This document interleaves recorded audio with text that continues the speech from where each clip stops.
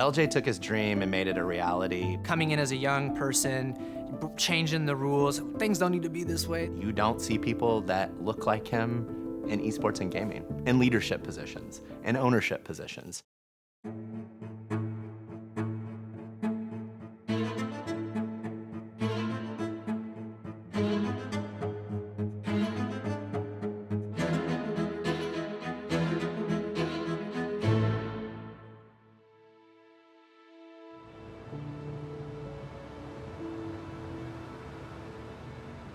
I grew up kind of in the middle of the inner city and kind of the suburbs. The people in my neighborhood it's kind of a blend of people that were a little less fortunate, and there were some people, you know, that were a little bit more fortunate that just chose to be in the neighborhood that I was kind of raised in. It was kind of a balance of being in the city and having people that, you know, watched over our house when we were gone. You know, we had that type of neighborhood where everybody was kind of close-knit.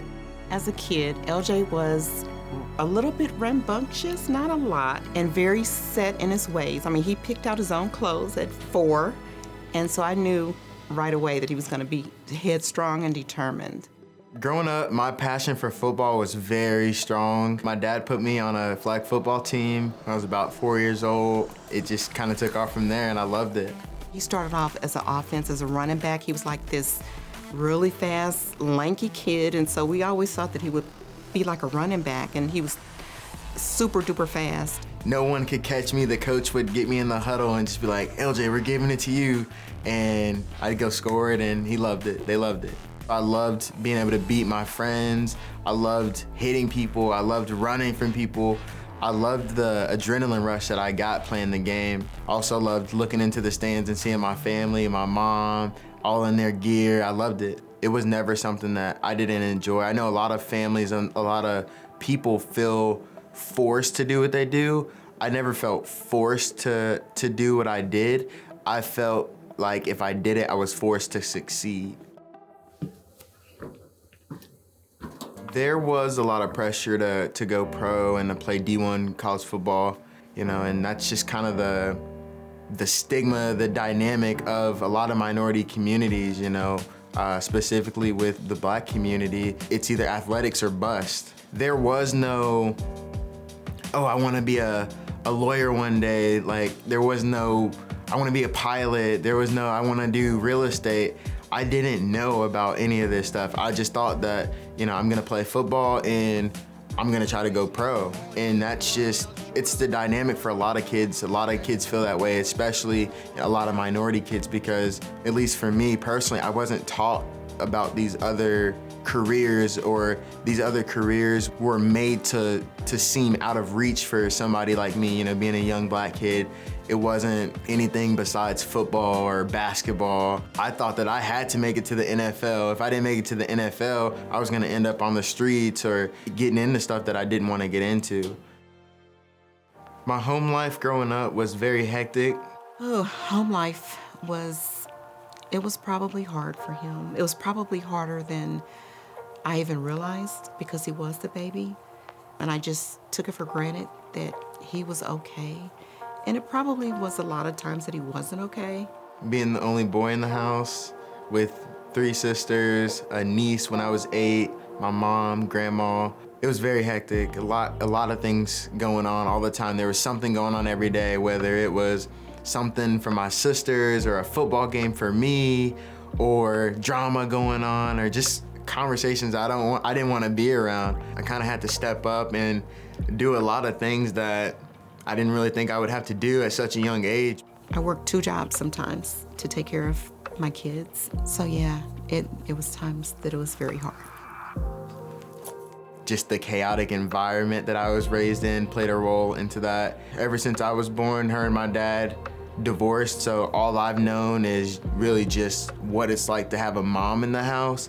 You know, my dad, he's here and there, and I have a great relationship with my dad still, but as far as being raised and coming up, it was my mom. I think that the inconsistencies with my father played a huge factor into how I felt about myself mentally. There was a lot of racial issues at school. I was on the news before because, you know, there was racial slurs being drawn on the walls in the bathrooms. Very upset about what was written in a bathroom stall in a boys' bathroom this week. And sadly, they tell me this is not the first incident here at Piper High School. And just a lot of those type of issues that were very concerning, and that's why I eventually left the school that I was kind of raised in and raised around. Switching schools, the athletic workload that I had at such a young age, all of it played a role into how I felt and how confused I was at certain times. The mental struggles and issues that I had primarily turned into insecurities I had about myself, because growing up I was a very skinny kid, very skinny, fast, lean, and then I started getting a little bit more husky and I got really big, and all of the built up anger and sadness and confusion that I had turned into the fuel that kind of got me to that point to where I got, it made me love food more. I took more passion in eating. I took more passion in sitting down and playing video games. Gaming was a huge escape for me because I didn't have to interact with anybody in real life. It was all over the internet. Nobody could sit there and call me fat or big over the internet because they don't know. The only thing they're gonna judge me on is how good I'm playing in the game. I remember the first gaming console I got. The console was an Xbox 360, and not only was it an important memory because it is a huge reason why I got into gaming, but I'll always remember it because I got the red ring of death the first time I plugged it up, and I think so many people had that problem when they first got their Xbox 360s, and so it's just an iconic, kind of an iconic memory for me personally, but it played so deeply into the inner gamer that I had in me that I didn't know that I had. I turned it on and immediately just fell in love with everything that was going on. Taking control of somebody else in game and being able to do things and out-strategize other people, it was something that I immediately became addicted to and created a passion for it. 50,000 people used to live here. Now it's a ghost town. I used to play video games all day, all night, for hours. I was not sleeping, wasn't getting homework done, and it just completely took over my life. And there were some great benefits in that, and there were some bad habits I got out of that as well. They deflected me from a lot of negative things that I could have been involved with, and I give credit to video gaming for a lot of things that I'm doing today that I don't know that I would have been able to do if I was not gaming back then. I realized that gaming had real career opportunities actually right after a football game. I came home and got on my Xbox 360 and I booted up Call of Duty Black Ops 2, and I remember on the main menu they implemented MLG.TV on the game itself, and so when you're on the main menu you could click that option and watch whatever live event was going on. And I remember clicking on it one day and I was just like, what is this? Like this, I've never seen guys actually competing against each other in real life playing this game. Just seeing that was eye-opening to me, and I needed to figure out how I could get involved immediately. My first knee-jerk reaction was no, because I just knew that he was gonna play football. It's always been like a lifelong family ambition and love, not just for the family, but for him. And so when he switched gears on me, it took some getting used to. Yeah, it took some getting used to.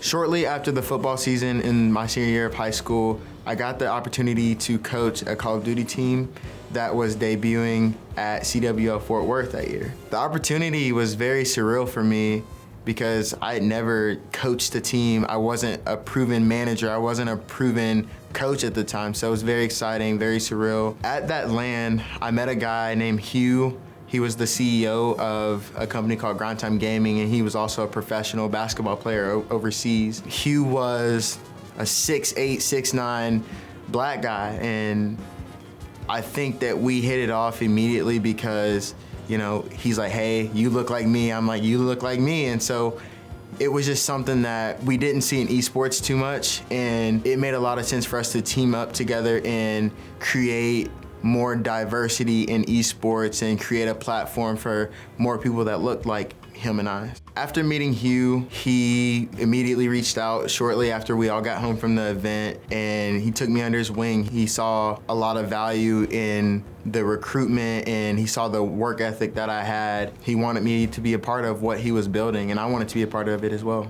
After being with Grind Time Gaming for a while, I had attended my second LAN event, which was CWO Anaheim. Ladies and gentlemen, good morning and welcome to CWO Anaheim. We are live here on the main... I remember walking through the doors and seeing how they were ran and seeing the lights, the stage, the intensity, the fans.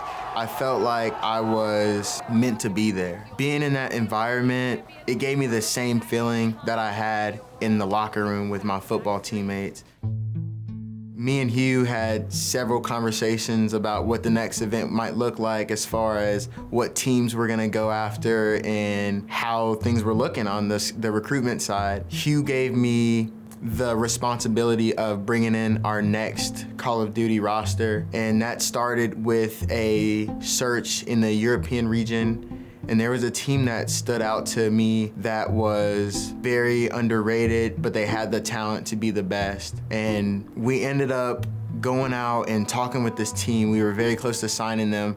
And just at the last minute, I was told that we weren't gonna do it. I took it very personal because I knew that this team was going to go to this event and make noise. I never guaranteed a win, but I knew that they were gonna be very close to doing it.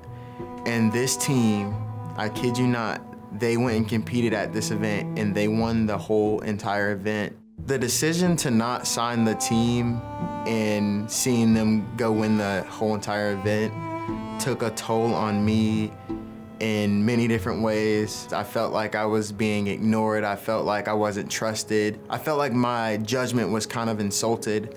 Kind of with that being said, I felt like there were some good things that came out of it too, which were, I know I can do this. Like, I know that I can go out and find underrated, unsigned talent and watch them grow or help them grow. The impact that that decision had on me was definitely a turning point, and it lit a fire in me, and it drove me to believe that I could do this myself. I could go out and build the team that I need to build a successful esports ecosystem. This moment was the catalyst that would set the rest of my life in motion. After being to real life LAN events, I realized that I was having internal doubts about football. I was having thoughts about how I can make the gaming aspect realistic for me. And because of that, I naturally didn't give as much time or effort or love into the game of football. I enjoy football. I will always enjoy football, but I needed to spend my time elsewhere. Right after our practice, we were all in the cafeteria. I was on Twitter and I was talking to some esports buddies, and all my teammates had left the cafeteria. I was the last one in there. And I got on a call with a buddy that had run in Oregon. He was telling me that he needed some help. He was basically interviewing me to kind of come in and possibly work with him on some stuff. And at the time, I was already contemplating on doing my own thing. And that's just kind of the moment where, after hearing the dialogue that he had and me realizing that I've been sitting in this cafeteria for 2 extra hours, this is longer than I spent on football film, this is longer than I spent at practice. Like, this is something that I'm truly investing in, but I'm not realizing it, and I need to give myself a chance to do it. I said, hey, I'm gonna do this. I'm gonna do this full time. This is gonna be my full-time job one day. I wanted to show people that this industry knows no age, it knows no race, culture, any of that. Not only am I just 17, but I'm a minority. I am somebody that doesn't have a lot of representation in this industry. Somebody needed to come in and build a platform to raise awareness for career opportunities in this industry. I'm in a leadership role that I didn't even know that I was in until realizing there was nobody else really. You know, there's guys like Roger Saffold, CEO of Rise Nation. He's an NFL player for the Titans right now, and he was one of the only guys that was somebody that I could kind of relate to, you know, being a football player and a black man that I could kind of take a little bit from, but with how busy his schedule was in the NFL, I know he couldn't do as much as he wanted to and probably wants to do in esports. The experiences I've had in gaming and with gaming culture are some of the major reasons I'm here to set out and change them. There's a lack of minorities in the space, as well as a lot of racism in the space, followed by access to the equipment needed to be involved with the gaming and the knowledge needed to realize that this is an actual career opportunity for many people. And I think that there's a huge call to change for all of that. I wanted to do something that would create an impact, and I wanted to do something that no one had done before. Overseeing what other orgs are doing, other orgs like 100T, Optic, FaZe, I watched those brands turn into brands. Some of those companies were just clan tags 10 years ago, and to see them go from in-game clan tags into multi-million-dollar companies, into creating content that would unify a community, I wanted to be a part of that, and I wanted to build something that everybody felt included in. You could watch our videos, you could watch our teams play, you could relate to what we're talking about, you could relate to the content we're releasing. What's up, vlog? We are headed to get some food. I'm with the Call of Duty team. Headed to grab some food, then we're gonna go right back to the venue. I wanted everybody to feel included in what we were doing. Introducing the Kansas City Pioneers. This will be the face of my city. Join me in making Kansas City an esports mecca. The name Kansas City Pioneers really stemmed from me wanting to correlate with something that related to Kansas in Midwestern history. And so I came up with about 3 total names that had to do with the history of the Midwest, and that was pioneers, gypsies, or explorers. And really just felt like pioneers not only correlated with the history of the Midwest and the pioneers that were, you know, here years ago, but it also correlated with us being pioneers within the industry. Being a 17-year-old trying to start a company was very tough. This is, fuck, I don't know what to say. But I wanted to sound like shit, like I had this vision and like I got the right people. You deal with a lot of doubt and hate. I had people on Twitter that were mocking me and memeing what I wanted to do with pioneers, and I had family members that were very skeptical, and so that's just very tough to deal with at 17 years old and figuring out how to internalize that and turn it into something positive. I knew that I was gonna need assistance with everything that I wanted to do with the brand even before I started the brand. It was very tough finding guidance within the scene, and because of that, I had to make sure that I had the right mentors, I had the right people around me that were kind of guiding me in some of my decisions. Like, I want to be a leader in this industry. I knew that I could not do that alone, and it took a lot of growing up to understand that I'm not gonna build a 7-8 figure company by myself. The first person that I went to for assistance was Alex Laughlin. He's one of our co-founders and chief operating officers. He was running a 2K league at the time, and he was somebody that I looked to for startup business advice, and he was a great mentor in the beginning. And so he was kind of like the first guy that I had brought in shortly after starting KCP. After I brought Alex in, I had done some commission work with our current chief marketing officer, Sam Kulikov, who I've known for about 5 years now. Our parents worked together. He and Mark Josie, who's our current CEO, they owned a marketing agency, and so we were doing some commission work together, and they were doing some videos for us. it started off as I was paying them, and then they were just like, we're just gonna do it for free. He was, I think, 17 at the time, making an org, right? It was pretty big news. But right from the beginning, right after we launched that, I went straight to Mark, my business partner at Social Apex, and I was like, this is something. This is gonna be something, and I know it will be. And Mark immediately was like, yes, I think so too. And so from that very moment, we were like, LJ, our marketing agency's here. Whatever we need to do to help you become successful, we're gonna do it. So, you know, pro bono, right? So video, graphics, support, whatever you need, let's do it.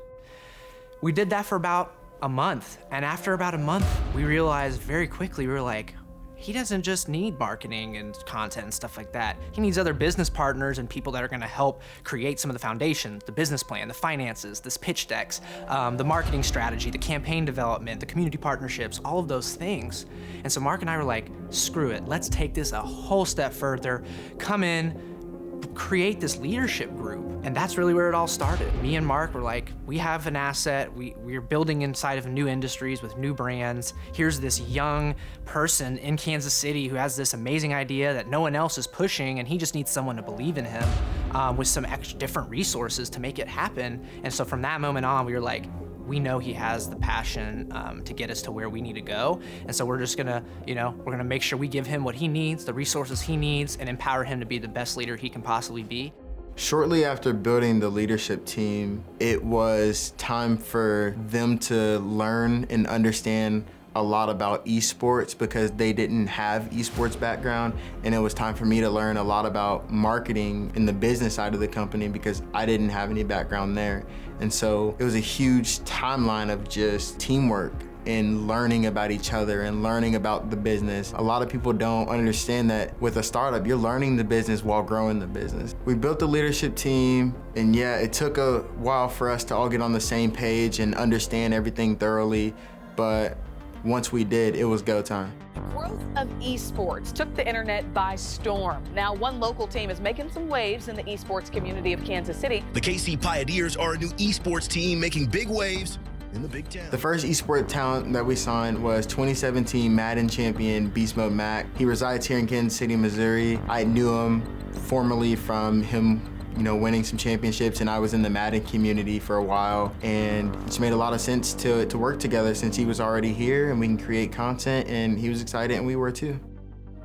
The hard part is getting them to sign with you because a lot of players don't care about the amount of money they want. Some of them do, but a lot of them at the end of the day want to be supported and be with a good org.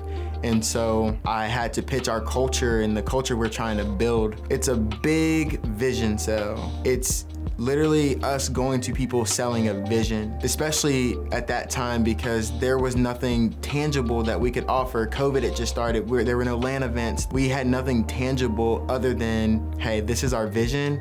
We're working for free to do this every day. We're not paid. We want to sell you our vision. A lot of people say no. You're gonna get told no a lot in life, and so when people said no, we came back to the drawing boards and we went and pitched to the next person. Signing the Rocket League team that we signed was the biggest and the most crucial signing we had ever done. And it was so important for us for this to succeed because of not only the capital we were deploying, but because signing this Rocket League team was key to proving that we were a contender in esports, especially with the team exceeding expectations and actually contending for a top 6 spot in North America. Everything that we had set out to accomplish had finally started coming together. Company morale was very high, and we had just signed a 6-figure deal with DoorDash. Literally at that point, it's the most successful we had ever been. This startup already has big sponsors like DoorDash and Under Armour, and new partners like Kansas City Chiefs Nicole Hardman, Armani Watts, and Andrew Wiley. We had went from small following to a larger following, very little capital investment to larger capital investment, little sponsors, bigger sponsors, like teams that were doing okay to teams that are stepping on like the global stage.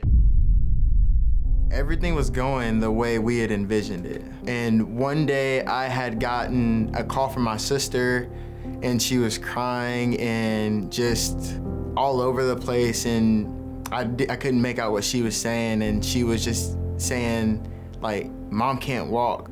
like, get over here, like, mom's not walking, like, she can't walk.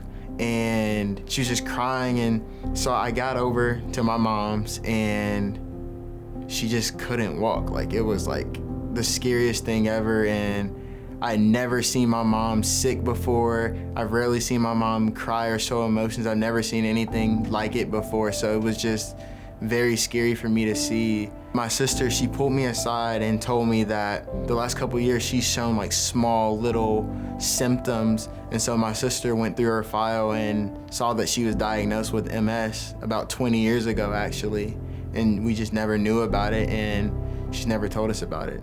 MS is multiple sclerosis. It's an autoimmune disease, and I've toyed with it for a long time. And I was still unsure. My neurologist, I had been dealing with maybe 2 or 3 different ones, and there was discrepancy in what my diagnosis was, and so I was kind of hanging on to that hope against hope that it wasn't that. I kind of come to the end of my rainbow when he found out, because some of my other family members knew, my mom knew, my ex knew, and I kind of put off telling LJ or letting him know. I wanted to protect him. So yeah, it was hard. Wait just a second. I can remember trying to get out of the garage to my car and not being able to, my mobility was completely out of whack. So I remember my mom happened to be pulling up around the same time, and she had to help me to the car, and that was initially when I knew that things were gonna go kind of downhill really fast, and I wouldn't be able to hide it anymore from him. After figuring everything out and learning about what MS was and seeing her go through it, it was hard. It was really hard because, yeah, it's sad for me to see my mom like that, but seeing how she kind of reacted to everything, with her not being able to walk, with her not being able to talk the way she wanted to talk without her brain telling her to do something else, you know. It was hard, man. I'm sorry.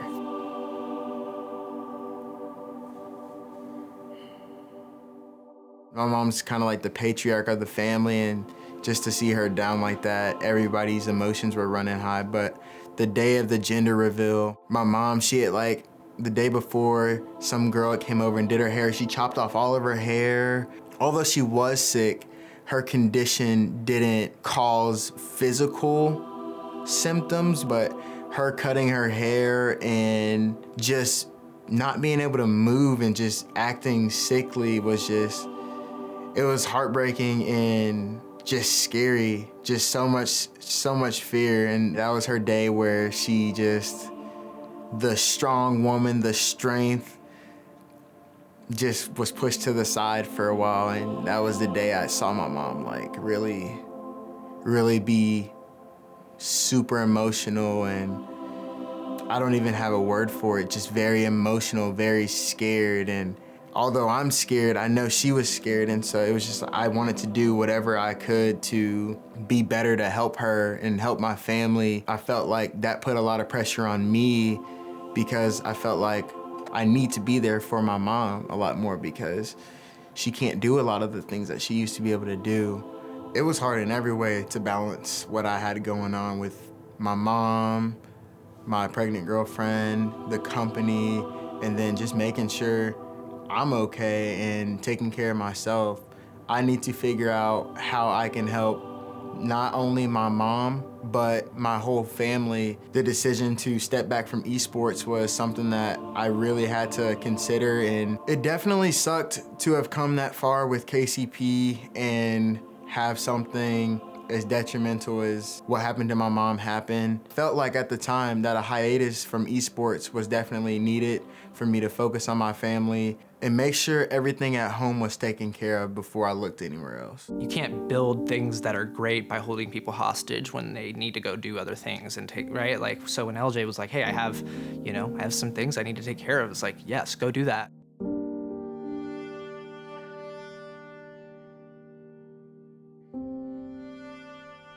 I took about 2 months away. During the break, I had never told my mom that I was really away from the company. because I knew how she would feel about that, and I didn't want her to feel like a burden or anything. And so I never told her, and I kept, taking care of her as much as I could. I had planned to take about another month off, but the company was it wasn't in a bad state, but we just needed all the pieces of the puzzle to keep it running. If LJ's not here, if I'm not here, all of us create this unique recipe. So we definitely saw that as our, business was climbing up and LJ took a step away, we had to make some certain pivots based on different climate, things and different leagues and things like that. But I would also say that not having LJ there did also, it didn't negatively impact us per se, but it wasn't the same, right? We wanted to have LJ there. So then, fast forward a few months in when LJ was like, okay, I've got things kind of more under control, I'm ready to come back.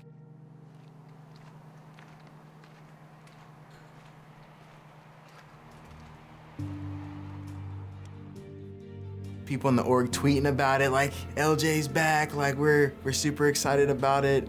And that was super motivating for me, just to see the support and how much everyone in the team relied on me. My mom's condition was motivating because I've always wanted to use esports to build the foundation for my family and build generational wealth for my family. I want to be able to get her to the best hospitals and get her the best care possible, and I can't do that if I can't build a foundation to fund it. And it was like a complete resurgence, and that's really when our business exploded. When I got back, we still only had the one roster in our Rocket League team, but I knew that it was time to go full steam ahead, and we went out and we entered North American Valorant, we entered North American Rainbow Six, and we also signed a North American Halo team. And we followed all that up by signing Doug Center Martin, former Call of Duty champion. Looking back at all that I've accomplished, it's hard to fathom the things that I've been a part of and that I've helped lead. Sometimes I don't give myself the credit that I should sometimes, and sometimes I'm not as confident as I should be. But looking back and looking at the things that I've done and the Pioneers has done, it's insane, and it started with the vision that I had as a 17-year-old kid. For an org that was founded almost 3 years ago, I feel like we have accomplished so much more in 2 years being 4 normal guys than a lot of other orgs have done in 5 years. And I tell people all the time that, we didn't come into this space as celebrities, or we didn't come in with big VC firms backing us. We were just normal guys, and we all rallied behind a vision. And this is the product of what a group of people can do when they're all on the same page. I'm very proud that I'm achieving my dream. I do not think that I'm exactly where I want to be at, and I don't think Pioneers is where its end goal is until we've talked to as many high schools as we can, until we've talked to as many minority children as we can, until we've talked to as many parents as we can to educate them on what we're doing. I do this for my family, my community, and for every kid out there that feels judged in a game or feels like they can't be successful outside of athletics, or feel like they have to turn to the streets to make a living. And Pioneers is the platform to change these things.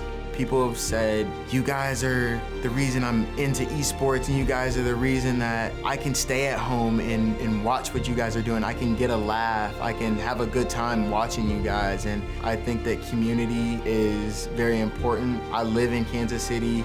I need the kids in Kansas City to understand who I am and what I'm doing to help them when they go to their parents and try to have that conversation about being a professional Rocket League player or a professional Call of Duty player. There's a new opportunity for local kids at Boys and Girls Club in Esports. The Kansas City Pioneers are pairing up with them to tell the kids, hey, you can make some money. It's extremely important that we do our due diligence in the community for our youth. LJ Browne went to the Boys and Girls Club as a kid and never had the opportunity these kids are getting today. I need our local children here to understand that somebody's here to help them. Every day is a grind to get there, and I'm gonna continue to do that. Because there's a little black kid 20 minutes down the street from me right now that wants to play video games pro, but he's scared to tell his mom or his dad, or has told his mom or dad, and they said no, or they can't afford the equipment to do it. And so every day I wake up and I think about that kid. People always ask me, why is this so big? Why is it a money pit right now? And I tell people, esports isn't for now. Esports is for 100 years from now. Just like the NFL, 100 years ago when the NFL was starting up, everybody's like, what is this? People hitting each other for fun? And look at it now. Esports is special to me because it's different and it's unique and it's something that you can't really go learn how to do it in a year at college, or they don't really teach it. You kind of just have to live it. I love the fact that I was able to live such a unique lifestyle learning about it. It's given me the ability to create, build, do fun things, and change other people's lives at the same time. So I would say that esports has completely changed the way that I look at the world in general. Personally, for me, it's a fantastic way to connect to the next generation of consumer, the younger generation. And so there's just so many things that I think about, like how it's impacted myself, and I'm just blessed to be here.